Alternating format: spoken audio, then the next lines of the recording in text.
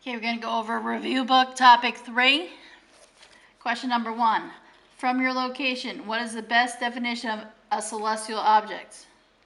Celestial object is number 2, any object in the universe above the Earth's atmosphere. Number 2, the age of the universe is measured in 10 to 20 billion years. Number 3, studies of the universe generally indicate that number 1, almost all galaxies appear to be moving away from the Earth at tremendous velocities. That's the whole red shift. The wavelength is getting longer, hence the red color. Number 4, background radiation detected in space is believed to be evidence that the 1, universe began with an explosion. All right, that's your cosmic background radiation. Number 5, which statement best describes how most galaxies generally move? Number 2, well, the answer is 2, galaxies move away from one another. Number 6, the following diagram represents a standard spectrum of an element. Notice the spectral lines, 3 together, space, and then 2. The spectral lines of this element are observed in light from a distant galaxy. Which diagram represents these spectral lines? Since there is a distant galaxy and we're moving further away, they're going to be shifted towards the red end of the spectrum. I want the same figure 8 configuration. So everything from here just gets shifted to the red. So it's going to be answer number 2.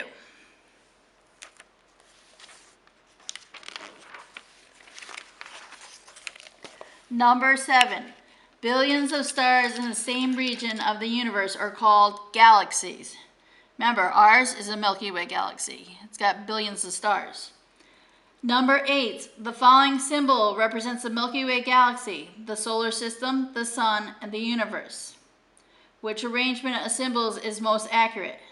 All right, our largest is going to be the universe, which is the box. Inside that is our Milky Way galaxy, because we're just one of billions of galaxies. And then inside the Milky Way galaxy is our solar system, and inside our solar system is our sun. So the answer is going to be number 4. Number 9. In which group are the parts listed in order from oldest to youngest? Well, the oldest is going to be the universe, followed by Milky Way galaxy, then our solar system. So the answer to that one is number 4. Number 10. Greatest system of 200 billion stars to which the sun and our solar system belong to is the Milky Way galaxy. Number 11. A star differs from a planet in that a star is self-illuminating. All right, so it's giving off its own lights, and that is created because of nuclear fusion. Number 12, the sun's energy is most likely the result of fusion of hydrogen atoms. The 2 hydrogen atoms fuse to make helium. Number 13, nuclear fusion can only occur in areas of, you need high temperature and high pressure. Number 14, you need your reference table, page 15. As the star color changes from blue to red, the surface temperature of the star. All right, so this is one of those odd ones. Remember, we talked about this earlier this year. A lot of these graphs don't make sense to you guys because your higher values are on the left and the lower values are on the right. The lower values are your cooler ones, and that's red in color. Your higher temperatures are on the left, and they're blue in color. So, as it goes from blue to red, my temperature is going to decrease. Number 15, a luminosity and temperature of stars diagram classifies a star of high temperature and low luminosity as. This is right off your reference table again. So this one I'm on page 15, but I'm under characteristics of a star. So I need a high temperature, so I'm towards the left, and a low luminosity. So I'm down towards the bottom. So with this one, it's going to be a white dwarf. Base your answers to questions 16 to 23 on the characteristic of star diagram in the Earth Science Reference Table. Number 16, a main sequence star 1,000 times more luminous than our sun. The temperature is likely to most like the temperature is likely to be most nearly, all right, so if it's 1,000 times more luminous than our sun is a 1, so 1,000, I'm reading over here. I'm in the main sequence right here. So then I'm going to read down in this area, and my only answer that's going to fit is 25,000 Kelvin. So answer number 4. A giant star has a luminosity of 300. Its color is most likely to be. So I'm looking for a giant, luminosity 300. Remember, these are not equally spaced out. So you're going to have to do an approximation. If I'm looking here, and then I have to read down, I'm reading down this way. So I'm in between a yellow and an orange. So with that one, your answer is going to be yellow-red. Number 18. A white dwarf star has a temperature of 13,000 Kelvin. What is its probable luminosity of the star? So I'm a white dwarf, 13,000 Kelvin, do your approximation, and then look for your luminosity. All right, you're going to be, the only low number that you have is answer number 4, 0.01. Number 19, an orange star has a temperature of 4,000 Kelvin and is 500,000 times as luminous as the sun. To which group does it belong? So 4,000 Kelvin, 500,000 times as luminous. It's up here. So it's going to be a supergiant. Number 20, the nearest star to the sun is Alpha Centauri. How does the star compare to the sun? Well, it's just above, so it's got the same color temperature. It's just above our sun, so it's a little bit more luminous. So it has a higher luminosity is your answer. 21, the sun is best described as, it's a medium-sized star. There's nothing tremendous about it. It just is our sun, so our star. Number 22, the sun is brighter than any star in the group of, well, for this one, it has to be lower on its luminosity, so it's going to be a white dwarf. Number 23, which type of star is associated with the last stage in the evolutionary development of most stars? And that's going to be a dwarf. So white dwarf is your answer. 24, comets are considered to belong to the solar system if they're part of the solar system if they were revolving around the sun. A person observes that a bright object streaks across a nighttime sky in a few seconds. What is this object most likely to be? It's a meteor. Remember, I put up in May, you had meteor showers earlier in the month. It's burning up as it entered the Earth's atmosphere. That's what the light is. 26, a belt of asteroids is located at an average distance of 503 million kilometers from the sun. Between what two planets is the belt located? Now there's two ways to do this one. Either you know the asteroid belt separates the Jovian and the terrestrial planets, and you know what that is, or you actually can come and look at the distance from the sun. So it says the asteroid belt is 503 million. So remember, this is in millions. So 503 million would be in between these two values, which is between Mars and Jupiter. 27, which is not included in our solar system? That's Polaris. 28, in the last billion years, when meteorites, asteroids, and comets collided with Earth, which has occurred? They've created craters. Most of those craters have been eroded away. 29, today it is most commonly believed that our solar system formed, 1, by gravitational collapse of a gas dust cloud.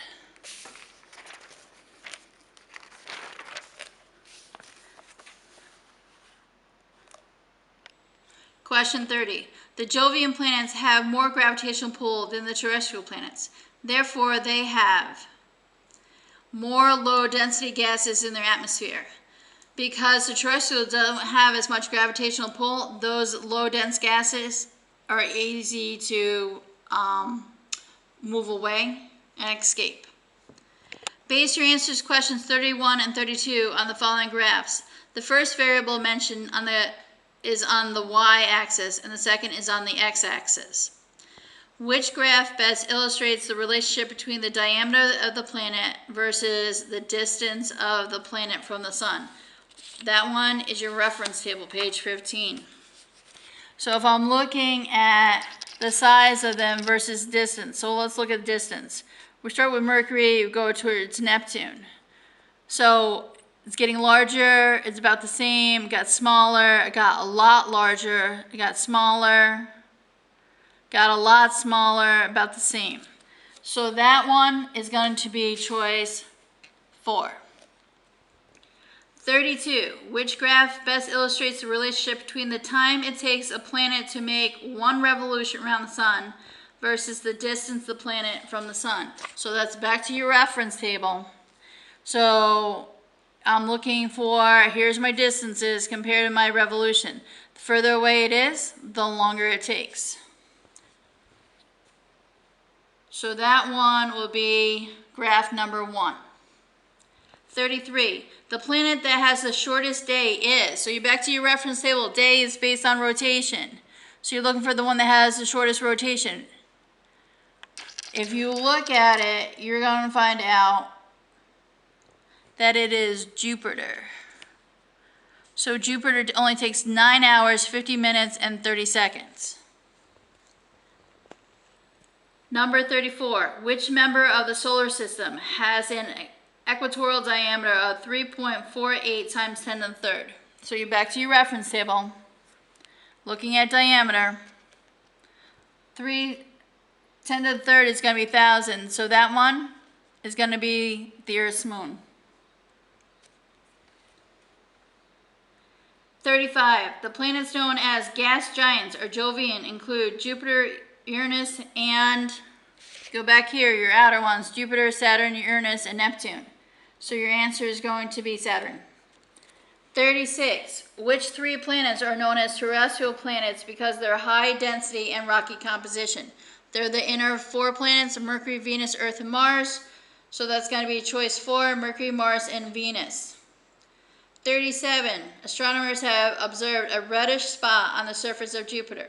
From the observation of this spot, it is possible to estimate, well, if it's a spot, and you can actually see it moving, you can figure out its period of rotation as it moves,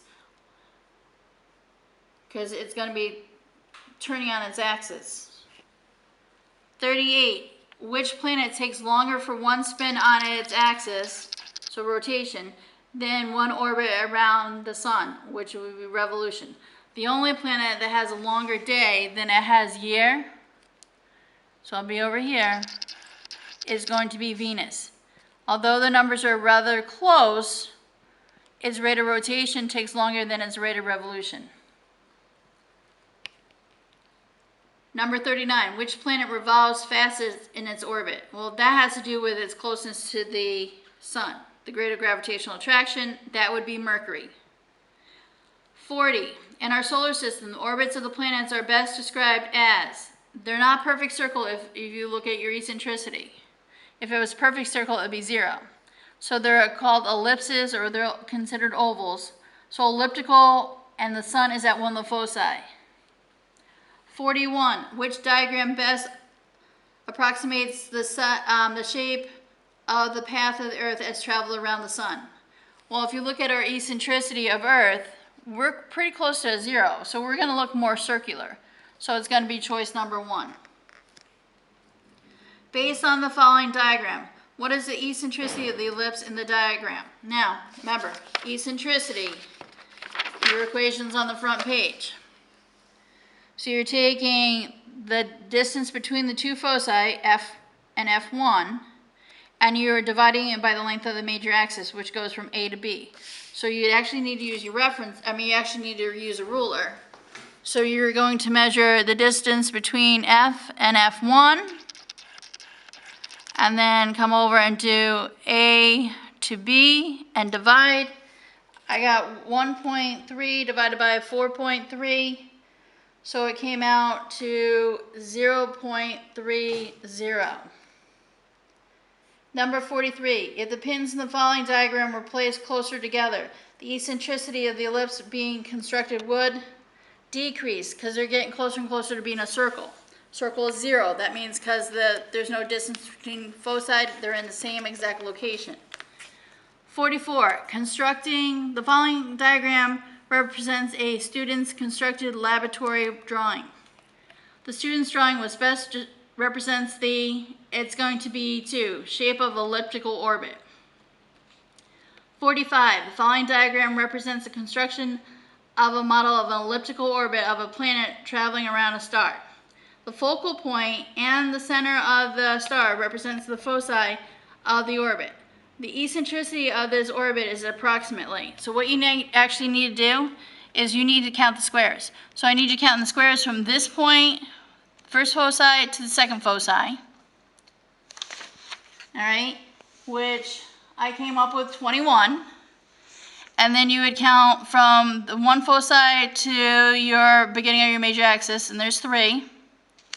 All right, if there's 3 on this side, there has to be 3 on that side, so that'd be a total of 6. 21 plus 6 is 27. So with that one, you would have 21 divided by 27, comes out with 0.8 to be your eccentricity.